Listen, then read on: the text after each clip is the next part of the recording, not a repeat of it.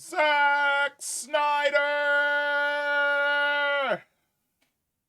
To some, you are a hero. You fought against the corporate establishment that is Warner Brothers, and you were able to deliver your vision. To others, you're a fucking villain who drove Superman and the entirety of the Justice League and DC lore in general so far into the dark that we had to reboot an entire universe before 10 years was even out. I'm in the middle. I think that there are some great things that Zack Snyder has done, and I believe that there are some shitty things that Zack Snyder has done. However, Star Wars deciding not to give Zack Snyder a movie and then him fucking off to make his own movie has got to be up there in the most Chad moves ever. And Rebel Moon Part 1 trailer is out. We're going to watch it. And we're going to see what it's hitting on. When I found you in the wreckage of that ship, I considered leaving you. I was afraid you could bring trouble to us.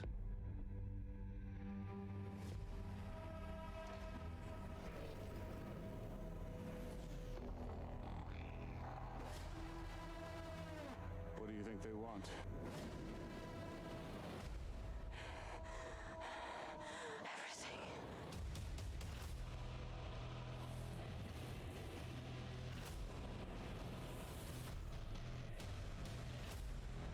We're just farmers, we're not a threat. Oh, was him. Are they? You're delusional.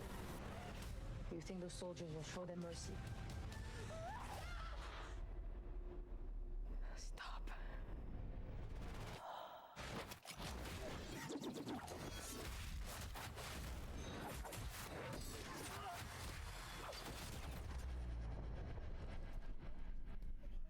We're gonna have to fight. I am a child of war. I find warriors to fight with us. We might stand a chance. We're searching for soldiers for a fight against the Motherworld. I could help you. For a small fee, obviously. You might want to hold on. I'm here to make you an offer. To give you a chance at redemption. We are beyond redemption. What about revenge? Hold on. Hold on. Hold on. Hold on. Hold on. Hold on. Wait a minute. Where is it? Where is it? Where is it? Digimon Hanzo, why are you so big? Like, the last time I saw you, you were Shazam in Fury of the Gods, not Shazam or Captain. There's too many Captain Marvels out there. Not Billy Batson Shazam, but the Wizard Shazam. And he was all small and frail. Look at the size of my man. My man put on that weight. Oh my god. Digimon Hanzo is one of those actors that he does not get the flowers that he deserves with how versatile he just absolutely fucking is. Redemption. What about revenge? This isn't just pursuit of revolution.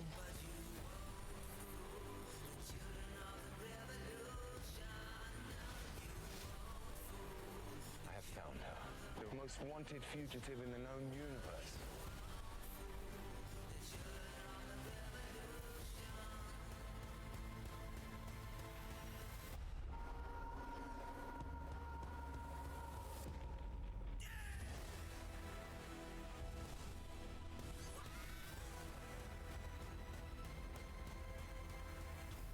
It's a new age for the universe.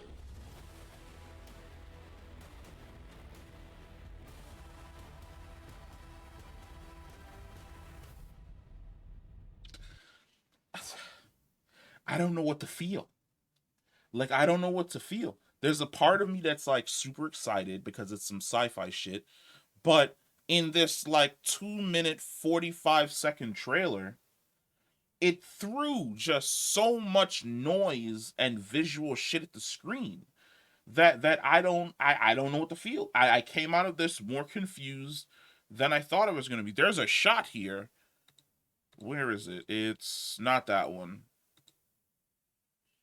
It's right here on the bridge. Like, why is he dressed like a salesman? Like, everyone else is dressed in like this futuristic battle armor, and then there's this guy. He's dressed like one of those Mormons who would knock on your fucking door on a Sunday asking if you would like to talk about our Lord Jesus Christ. What's going on here specifically in this scene? There are so many shots in this movie that I'm like, what's happening here? Okay, the quintessential Star Wars plot. Somebody did a thing, and now they're the most wanted person in the galaxy being hunted by the Empire, and they're trying to live in peace, but that peace is going to be instantaneously shattered when they are suddenly and vigorously dragged back into a fight that they thought that they attempted to escape. We've been here before, okay? That's fine.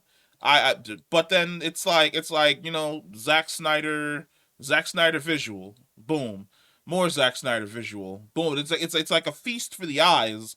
But then sometimes for me, it's sensory overload. There's too much going on. This is just a trailer, and I feel as though there's too much going on the screen at times. However, I do have to say that they have like a fantastic cast, and the fact that they brought my man here back from Game of Thrones, whose name I completely forgot, my boy here back from House of Cards, whose name I completely freaking forgot, Sofia Boutella looking absolutely freaking fantastic and buff and jacked. Ed Skrein, my boy from Game of Thrones. Once again, look at how the people behind him are dressed. They're dressed like inquisitors. Like it's like a death cult. And then he comes out dressed as though he was a Nazi officer in World War II who just happened to be kidnapped by this supreme alien organization and taken into space and then made one of their leading commanders. Why is he in a suit and tie? Because for the rest of this, you're not going to run like right here, right? Suit and tie there, but then no suit and tie here. He's dressed like all the other soldiers. All right, fine. What's with the suit and tie? Because no one else has a suit and tie. Like you're either dressed like an absolute friggin' peasant, or you're dressed like a marine, a badass marine at that. This scene is absolutely friggin' fantastic right here. Like if it's one thing I could always give Zack Snyder is the man boy, when it comes to action, the man can shoot action scenes like no one other. He's gonna catch that shit. And guess what? This entire thing, no slow mo, unless I missed it. I don't think we missed it. Any slow mo during the still fight comes in, tells him to stop, disarms the gun, takes his knife, disarms the other guy, breaks his leg, breaks his neck, stabs him on the shoulder. No slow mo. So Zack is learning. We don't need orchestral battle music playing in the background as something. So never mind. I spoke too soon. I spoke too soon because there it is. I knew the slow motion was coming. That it was just hiding around the corner somewhere in traditional Zack Snyder fashion.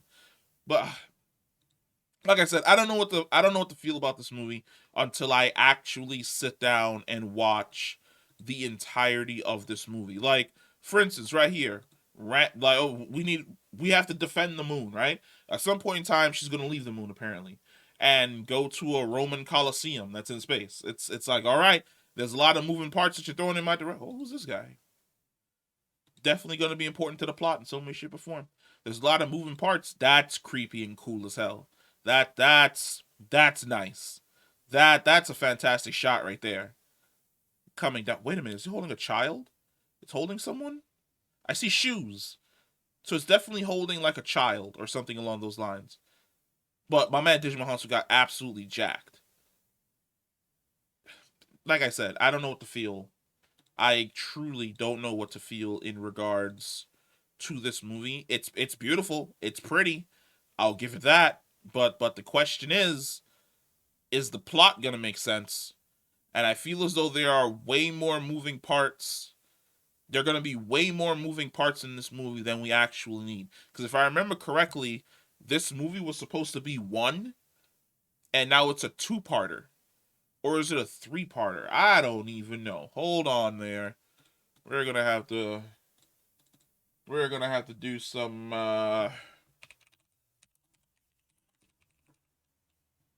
so it's a two-parter. Yeah. Okay. Well, yeah, two parts. So the first part is December 2023, then the next part releases in 2024 next year. And in all honesty, I don't know how to feel about it. Like I said, Zack Snyder is one of the more divisive. He's one of the more divisive film creators out there. People are gonna love it. People are gonna hate it. But for me, I'm gonna have to sit and wait and watch it when it comes out to draw like a complete opinion. But it is very Zack Snyder heavy, and the lightsaber katanas look absolutely fantastic. They look great, and if they dismember people, even better.